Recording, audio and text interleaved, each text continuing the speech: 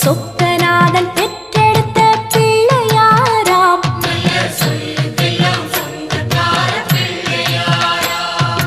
கைலாய மலைய விட்டு தெற்கே வந்தாராம். இந்த பிள்ளையாரு பட்டி கண்டு இருந்து விட்டாராம்.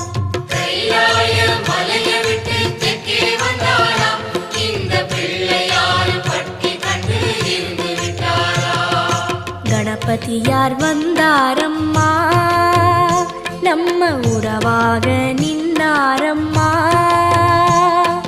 கணபதியார் வந்தாரம்மா, நம்ம உறவாக நின்னாரம்மா.